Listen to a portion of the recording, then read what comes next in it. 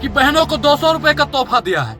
साहब, रक्षाबंधन का तो तोहफा आपने दिया था, हमने स्वीकार किया, लेकिन अब देश की जनता को आपने दिवाली का तोहफा दिया है।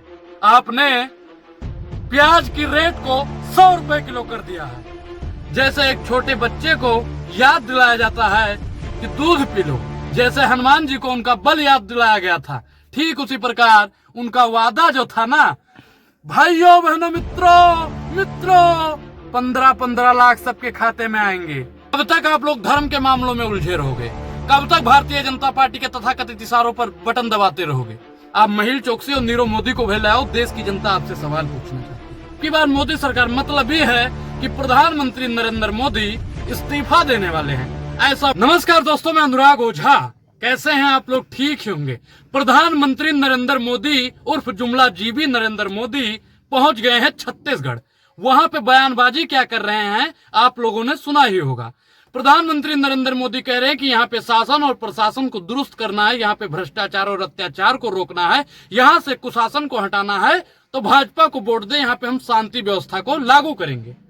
प्रधानमंत्री नरेंद्र मोदी जी, मेरा आपसे एक सवाल है, और मैं छत्तीसगढ़ की तमाम उन जनसंख्याओं की जनताओं की तरफ से भी आपसे एक सवाल पूछता हूं कि मध्य प्रदेश में कितनी शांति है? आप जवाब दीजिए।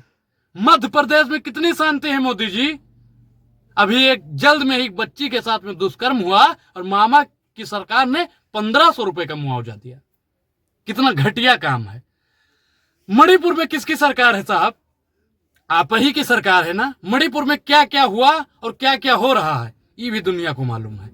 5 राज्यों में चुनाव है मोदी जी, 5 राज्यों में चुनाव है और 5 राज्य आप हार रहे हैं। और मैं दावे के साथ में कहता हूं नरेंद्र मोदी 5 राज्य हारेंगे।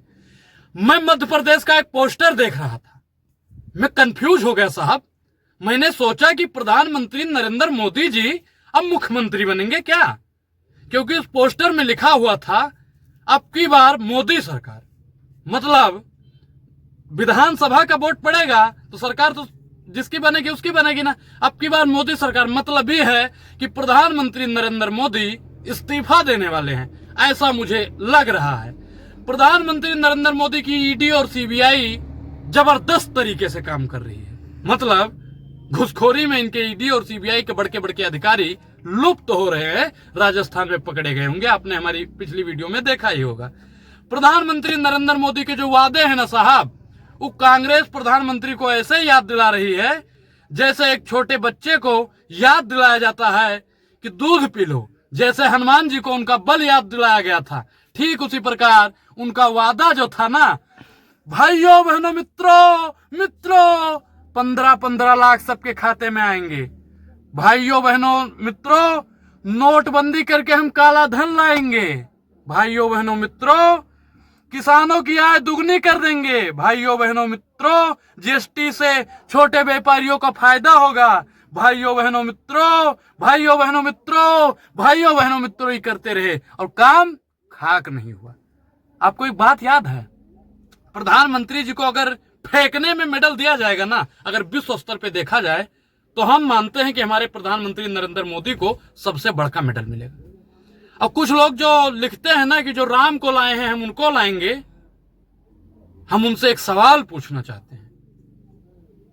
राम को कौन लेकर आया आपको पता है? दशरथ जी लेकर आए थे। राम को कौन पता है लेकर आया था? कौशल्या जी लेकर आई थी। अभी जो अंधभक्त लोग हैं ना, मोदी जी के भक्त लोग हैं, उनसे मेरा एक सवाल है कि जो राम को ला सकते हैं वो महिल चोकसी को कहे नहीं ला पाए, वो नीरव मोदी को कहे नहीं ला पाए, वो ललित मोदी को कहे नहीं ला पाए? लाना चाहिए ना भाई। जो राम को लाए हैं हम उनको लाएंगे।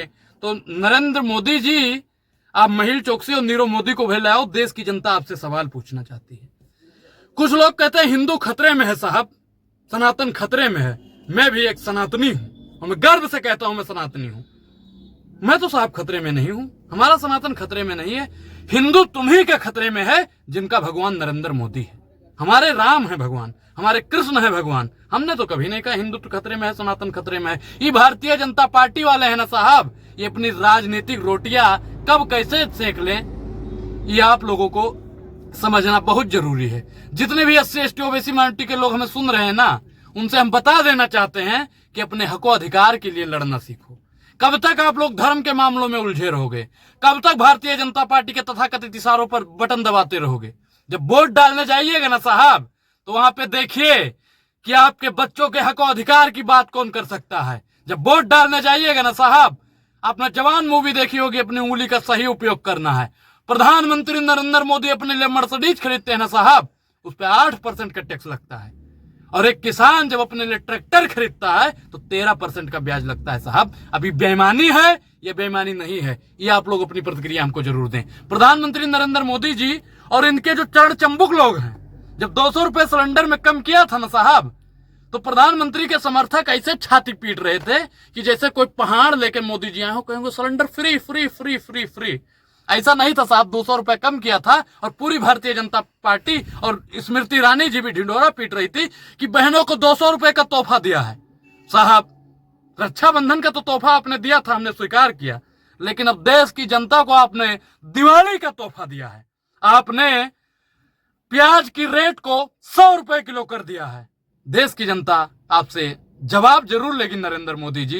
इस पूरी वीडियो पर आपकी क्या प्रतिक्रिया है, हमें कमेंट बॉक्स में जरूर बताएं। आप हमारे विचारों से कितना सहमत हैं, कितना असहमत हैं, अपनी प्रतिक्रिया देना न भूलें। धन्यवाद।